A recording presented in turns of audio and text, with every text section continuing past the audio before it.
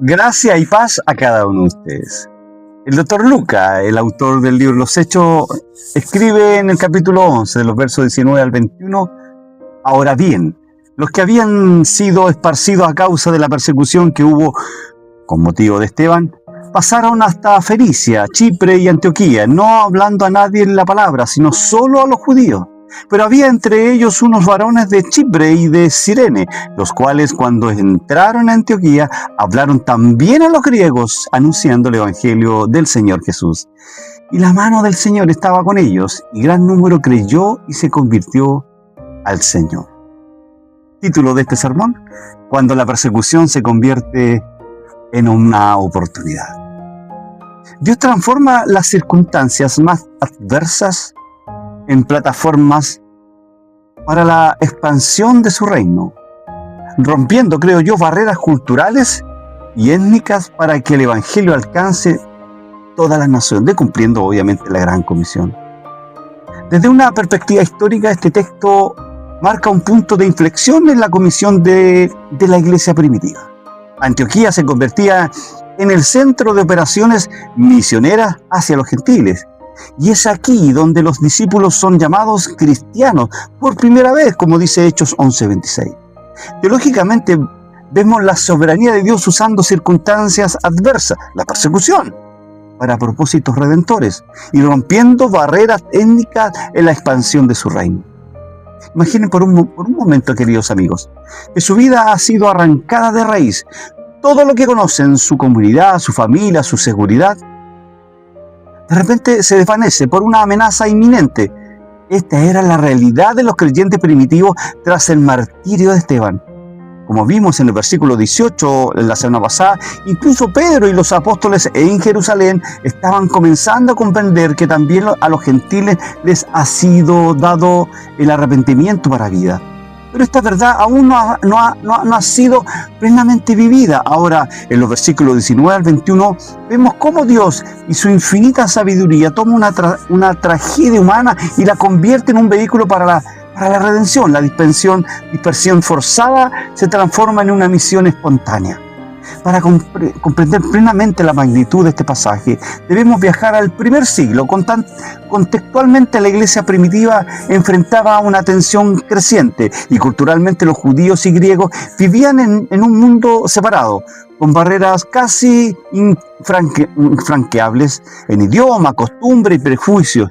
Históricamente Antioquía era la tercera ciudad más grande del Imperio Romano, un crisol de culturas donde el Oriente y el Occidente se encontraban y se entrelazaban. Y socialmente los griegos eran vistos por muchos judíos como impuros, idólatras e inaceptables.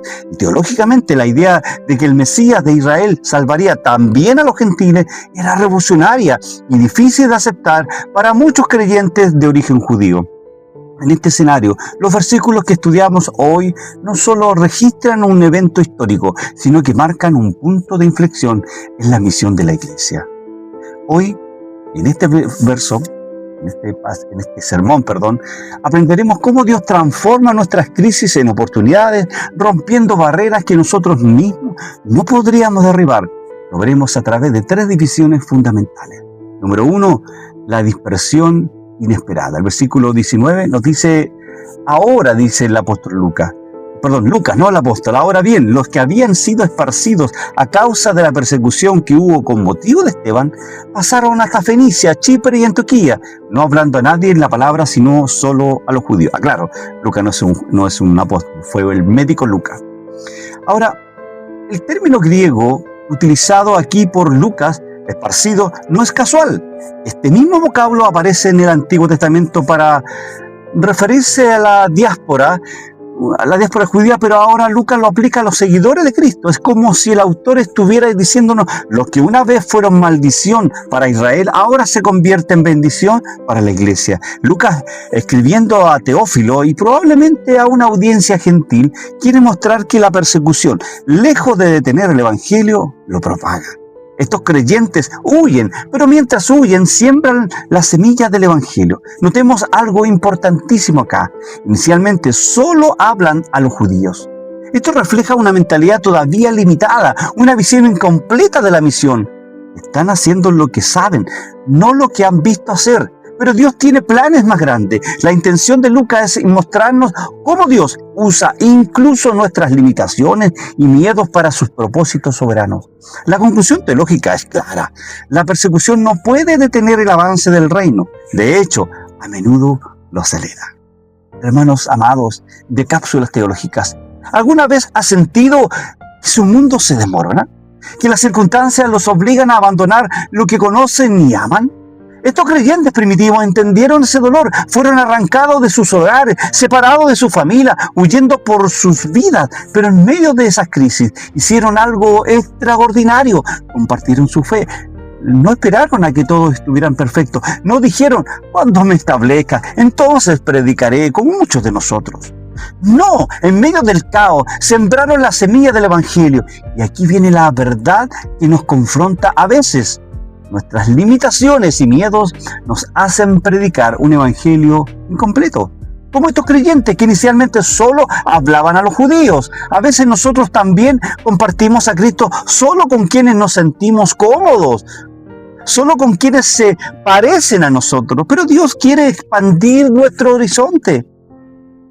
Queridos amigos, y si la crisis que estás enfrentando ahora mismo son en realidad oportunidades disfrazadas, y si Dios quiere usar tu dispersión, tu dificultad, tu cambio inesperado para propagar su evangelio a lugares que nunca imaginaste, la respuesta no es esperar a que las circunstancias mejoren para empeorar, para empezar a ministrar, sino empezar a ministrar precisamente en medio de las circunstancias difíciles. Como estos creyentes, podemos comenzar con lo que tenemos, donde estamos, aunque nuestra comprensión todavía sea limitada. Dios se encargará de expandir nuestra visión y romper nuestras barreras. Y esto ya nos lleva a nuestro segundo encabezado, la decisión innovadora. Versículo número 20, Lucas dice, pero había entre ellos unos varones de Chipre y de Cirene, los cuales cuando entraron a Antioquía, que era la segunda lugar más grande del imperio, también los griegos anunciando el evangelio del Señor Jesús. La palabra pero en este versículo es uno de los peros más significativos de la Biblia. Marca un cambio radical, una ruptura con lo anterior. Y Lucas nos presenta a unos varones de Chipre y de Cirene. Estos no eran apóstoles oficiales, sino creyentes anónimos que Dios usó poderosamente. Su origen geográfico es significativo. Chipre y Cirene eran lugares con fuerte presencia judía, pero también con gran influencia griega. Estos hombres probablemente tenían una mentalidad más abierta. Transculturalmente, la frase hablaron también a los griegos rompe con las prácticas anteriores. El verbo griego hablaban sugiere una predicación audaz, persistente, y Lucas quiere que entendamos que el evangelio en su naturaleza misma trasciende fronteras culturales y étnicas. Estos hombres comprendieron algo que otros aún no captaban, que el evangelio del Señor Jesús no era propiedad exclusiva del pueblo judío, sino un tesoro para toda la humanidad. La intención de Lucas es absolutamente clara, mostrar que la expansión del evangelio a los gentiles no fue una idea secundaria o un accidente, sino parte integral del plan de redentor de Dios. La conclusión teológica entonces es poderosa. Cuando la iglesia rompe las barreras culturales que limitan el evangelio, experimenta una nueva dimensión del poder de Dios. Amados queridos, aquí nos encontramos con unos héroes anónimos de la fe. La Biblia no nos dice sus nombres, no eran apóstoles famosos, ni líderes reconocidos en Jerusalén. Eran simplemente creyentes de Chipre y de Cirene, con una visión extraordinaria. ¿Qué los hizo diferentes?